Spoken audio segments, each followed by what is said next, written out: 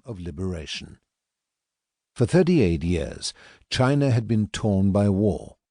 An ancient people long schooled in the doctrine of wise passiveness, accustomed through the centuries to enduring foreign conquest with equanimity, lacking, for the greater part, any concept of nationhood, had been thrown into the maelstrom of strange new ideas. Their land had become a battleground upon which their souls, or the lure of their possessions, had been fought for again and again, not only by a few true patriots, but also by rival gangs of brigand warlords and by the atrocious Japanese. What profit had come to the people since Dr. Sun Yat-sen, drinking deep of Western ideas, had overthrown the Manchu dynasty in 1911? The shabby republic that he had fathered had been at war since its infancy. There had been his own struggle with his imperial rival, Yuan Shikai.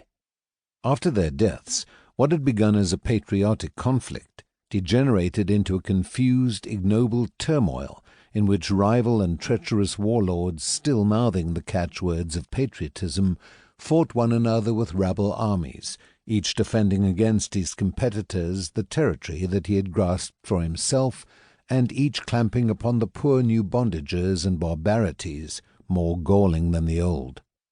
Parallel with this black line in the graph of China's history, there had developed other lines of brighter hue and higher motive. One was the great patriot movement founded by Sun Yat-sen, known as the Kuomintang, the party of the national revolution, the broad objects of which had been to rouse China to a sense of nationhood, to abolish ancient oppressions and foreign dominations, and to establish a form of popular government. Quite early there shone forth among Sun's followers the trim figure of the brilliant young officer Chiang Kai-shek, and upon his shoulders the mantle of the leader was draped upon the death of Sun. In a campaign of fanatical enthusiasm, he led the improvised nationalist armies from the far south of Canton to the gates of Shanghai and on to Peking, vanquishing the warlords, arousing national fervor, and bringing China to the brink of war with the West. Only the steadiness and restraint of Major General John Duncan's Special Brigade in Shanghai saved the peace.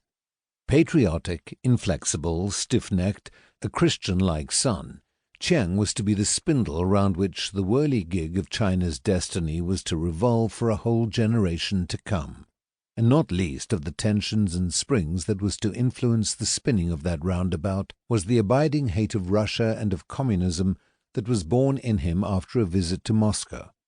For although the Kuomintang was modelled on the methods and machinery of the Russian Communist Party, a fact that recurs to one today with some cynical surprise, and continued to derive much of its tactical guidance from the Moscow Revolution, Chiang, a passionate nationalist, was convinced that the Russians were scheming to tear China to pieces for their own ultimate profit.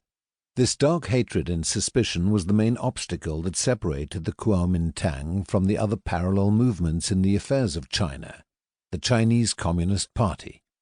The Kuomintang copied the Russians only in organization and method, not in doctrine. Both bodies sought the objective of the dominance and rule of a single party. But with the example of Russia brought so near, it was inevitable that the smoky lamp of communism, though lit far away in London by a muddle-headed German in exile, should in the minds of a confused people seem to glow with a new hope and a new promise. They had seen it burst into a blinding incandescence in Tsarist Russia, successfully burning to cinders an ancient way of life. To those in China who likewise wished to destroy an ancient way, both to the would-be warlords and to the men of simpler faith, who became disillusioned by the Kuomintang's failure to fulfill its early pledges of reform, the Bolsheviks seemed to point the way. Thus it was that in 1921 the Communist Party was founded in China. Its links with Russia were slender, and Moscow frowned upon its methods, for it was an agrarian movement making its main appeal to the peasants, and in Russian doctrine peasants were bad material for communism. The Chinese communists therefore pursued their own way, and for many years it was a hard and stony one. Russia officially maintained a correct attitude between the two elements, her embassy always moving with the government of China